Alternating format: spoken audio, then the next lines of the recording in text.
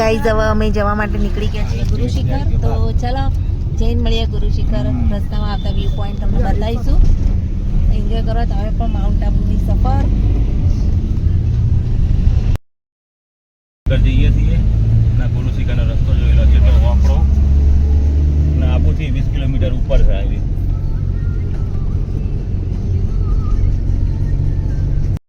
જુઓ ગાઈઝ સામે છે રડાર દેખાય છે અહીંયાથી કમ્પ્લીટ. અને પહોંચે છીએ હજુ અડધા રસ્તે. પહાડો કેવા છે, બહુ સંભાળીને ડ્રાઇવિંગ કરવું પડે નહીં. વાંકા ચૂકા રસ્તા.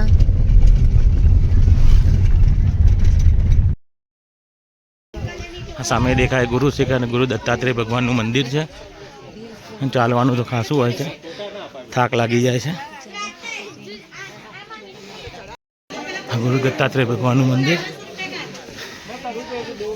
જય ગુરુ દત્તાત્રેય ભગવાન. અંદર મંદિર છે અને વ્યૂ જોઈ લો.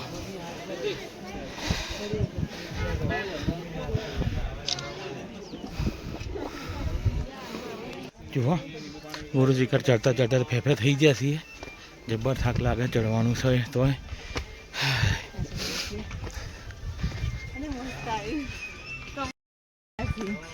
દત્તાત્રેય મંદિરથી હજી ઉપર પાછું એક બીજું મંદિર છે, ત્યાં જઈશું. ઉધર આખું ટોળું ઉડે છે અને હમણાં આવીને પાછું બેસશે મંદિર ઉપર.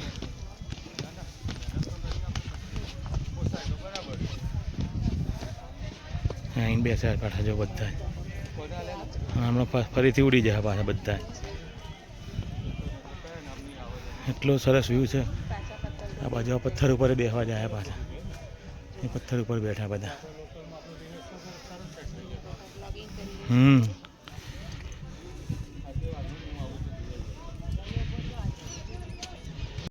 જો અહીંયા ગુરુદત્ત ભગવાનના ચરણ પાદુકા છે અને ઊંચામાં ઊંચી શાયરી.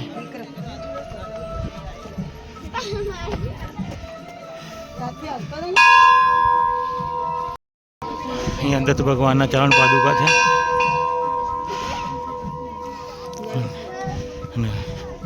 બેલ કરી વગાડીએ. જો ગુરુ શિખરની ઊંચામાં ઊંચી ટોચ ઉપર આવી ગયા છીએ. આબુ રોડ માઉન્ટ આબુથી 20 કિલોમીટર ઉપર. અને ઉપરનો નજારો પેલું સામે દેખાય કે સાયન્સ સેન્ટર છે અને આ બાજુ આર્મીનો કેમ્પ છે. સામે દેખાય રડાર. જોઈ લો વ્યૂ આખો.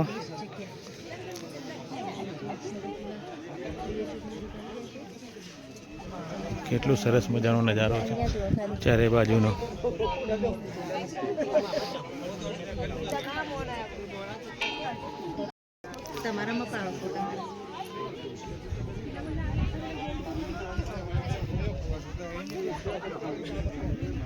હે ગુરુ દત્તાત્રેય ભગવાન. હે સૂર્ય દાદા. હવે નીચે ઉતરીએ છીએ ગુરુ શિખર ઉપરથી અને વ્યૂઝ કેટલો સરસ દેખાય છે ચારે બાજુનો. અને પગથિયા એટલા સરસ છે કે સંભાળીને હેડવું પડે નકર લપસી જઈએ. નીચે ઉતરીએ બાલના ફાલ બધા વેરી ગયા ને હવે નેચે જઈએ દેલવાડાના દેરા બાજુ. એ જોવાનું છે.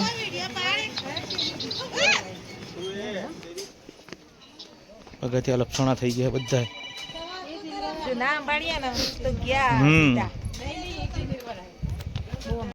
મજાની છાસ ને લચ્છી બનાવી રહ્યા છે અને બહુ સરસ મળે છે. ગુરુ શિખરથી ઉતરતા જ અહીંયા એમની દુકાન આવે છે તો એક વખત એમની લચ્છી ટ્રાય કરજો. આ બાજુ રમકડાની દુકાન છે. હવે આપણે જઈએ દેલવાડાના દેરા જોવા.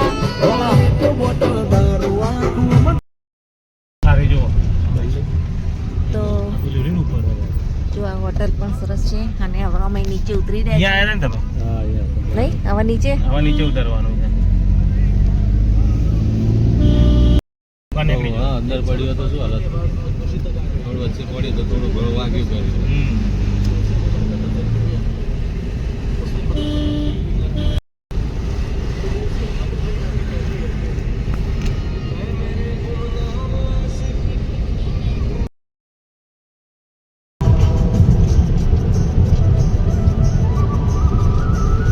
સરસ મજાનો બ્રિજ આવી ગયો છે બનાસ નદી ઉપરનો, જે આગળ જતા વિશ્વેશ્વરને મળે છે અને ત્યાંથી કેદારનાથ થઈ જવાય એ આ નદી છે. આ જુઓ બ્રિજ, આખા ઇન્ડિયાની અંદર પહેલો આવો બ્રિજ છે. ઇન્ડિયામાં જો નંબર આગળ આવશે ગોળ રાઉન્ડ ફરતો બ્રિજ બનાવ્યો, અને કેટલો બધો લાંબો છે, કેટલો ઊંચો બનાવ્યો. ઊંચો પણ છે.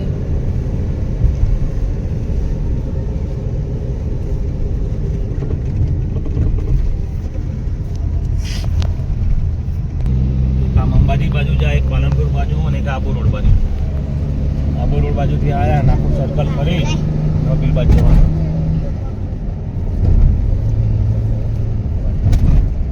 જુઓ આખો ગોળ બ્રિજ, બ્રિજ ઉપર પણ આટલું બધું ડેવલપમેન્ટ તો પહેલી વાર જોયું. આખું સર્કલ છે જુઓ. અંબાજી જાય. આ રસ્તો એક અંબાજી છે, સર્કલ ઉપર જ. પાલનપુર અહીંયા ગોળ સર્કલ છે આખી.